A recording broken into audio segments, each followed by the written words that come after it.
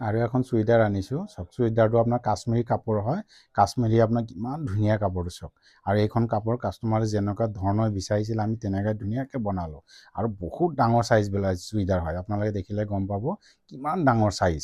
আপোনাৰ ইমানেই শকত মানুহ কি ক'ম আপোনাক, আৰু ইমান ধুনীয়াকৈ চিলাইছোঁ, ফিটিঙত মানে কোনো কমপ্লেইন নাই। ধৰক শকত মানুহ ফিটিংটো অলপ বহুত দিগদাৰ হয় ফিটিং কৰিবলৈ, বহুত দোকানত তেখেতে চিলাইছে, ক'তো মানে ভাল পোৱা নাই।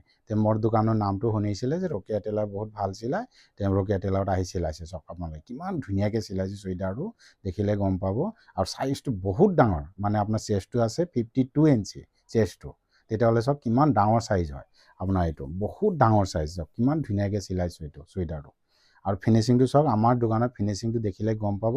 আৰু আগফালে চাওক কিমান ধুনীয়া ফিনিচিং, আপোনাৰ আগফালে পাৰ্নিঙি দিছোঁ আৰু পিছফালে গোল, বেছি ডিপ দিয়া নাই।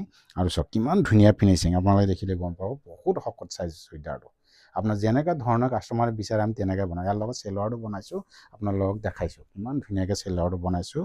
এইটো চেলোৱাৰ হয় আপোনাৰ বহুত ডাঙৰ চাইজ কাৰণে। চাওক কেনেকুৱা কিমান ডাঙৰ চাইজ চুইদাৰ এইটো, আপোনাৰ চেলোৱাৰ হয়, আপোনাৰ পাটিয়ালা বনাইছোঁ। যেনেকুৱা ধৰণৰ কাষ্টমাৰে বিচাৰিছিলে আমি তেনেকুৱা ধুনীয়াকৈ বনাই দিলোঁ। চাওক কিমান ধুনীয়া। পিছফালটো এইটো হ'ল আপোনাৰ দুটামান কোচ দি দিছোঁ, আৰু আপোনাৰ আগফালটো চাওক এইটো অলপ বেছিকৈ কোচ দি দিছোঁ। এইটো শকত চাইজ মানুহ হয়, এইটো এইবিলাক পেণ্ট পিন্ধি আৰাম পায়, মানে বহিবলৈ মেলিলে কাম চাম কৰিবলৈ কাৰণে বহুত ধুনীয়া এনেকুৱা লুজ পেণ্টত।